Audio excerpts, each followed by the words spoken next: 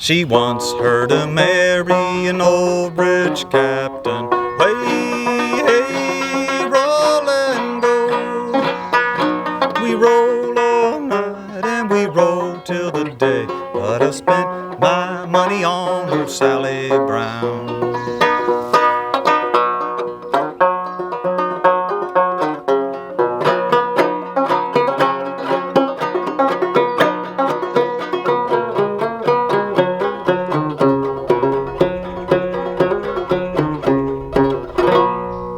Okay, folks, that's a little bit of how I play and sing. Really old song called Sally Brown.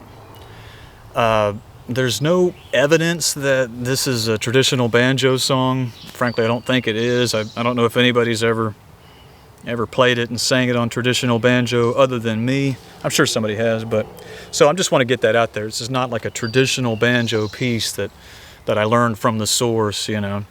This is an old sea shanty from at least the early 1800s that I learned from a recording of an old English band called Planxty. Planxty. If you look up Planxty, Sally Brown, you'll get a couple of great recordings of them doing this piece.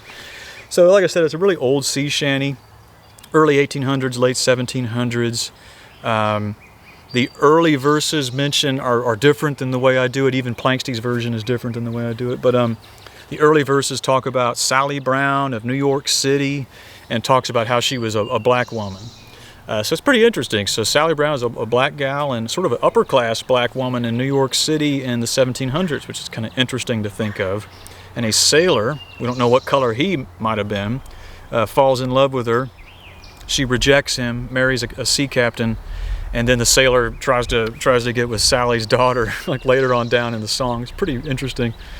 And it's not really clear why he spends all his money on Sally Brown or with Sally Brown. Don't know. I kind of assume she's a prostitute. She's kind of a high-class lady of the night, upper-class prostitute.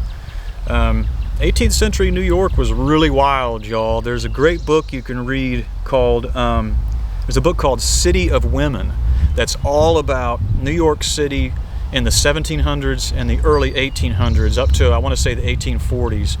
From right after the Revolution to the 1840s. That book is called City of Women. I highly recommend that. It's a good book if you want to read about women in New York City in the 18th century. Okay, Cliff, that's enough history lesson. For those of you who would like the tablature for this song, I will direct you to this link as usual. That link will take you to patreon.com/CliftonHicks for a very modest contribution. You get the tab for this piece and every other piece you see me teaching here. Okay, so how do we do this piece of music? It's in double C tuning.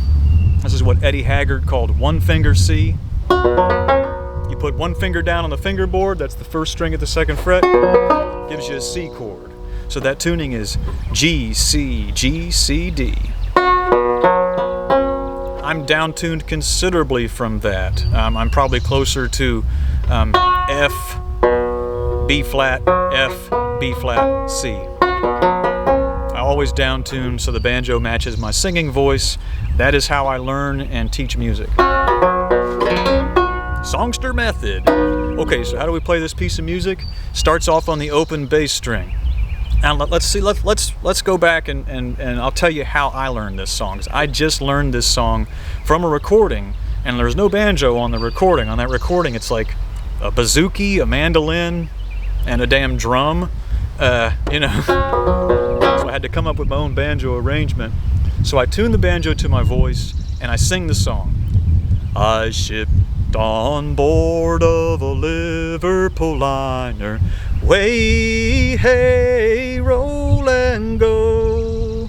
So right off the bat, I know this song is going to start off at the very bottom of my vocal register, and it's going to go all the way to the very top. That tells me it's going to start off on the open bass string, and I'm going to use all these strings and be doing a lot of fancy work on the first string.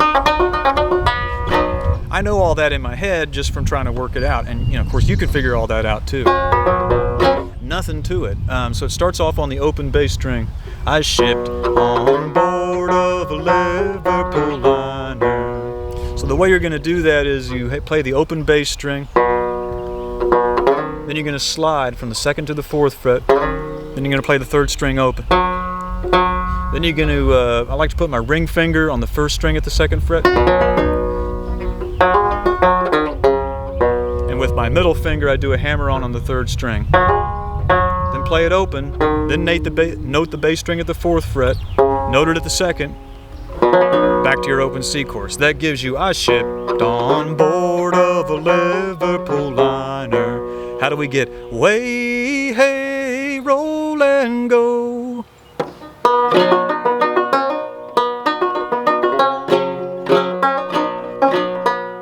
Way, hey, roll and go. Very simple. All I did was I made a little chord where I note with my ring finger, I note the 1st string at the 2nd fret. Then I come down with my middle finger, I note the bass string at the 2nd fret. Gives you this neat chord. So, way, hey, roll and go. And all I'm doing there is hammering on the 1st string and plucking off. If you're clawhammering, it looks like.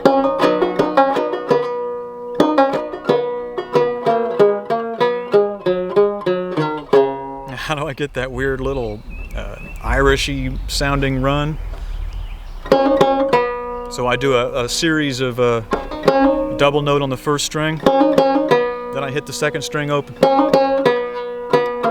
then I'm going down to the 3rd string at the 4th fret, and it's a little funny dance on the 3rd string between the 4th and the 2nd fret, and the bass string between the 4th and the 2nd fret. You're going to have to figure that out for yourself, or check out the tablature. I'll show you exactly how to do it in the tablature.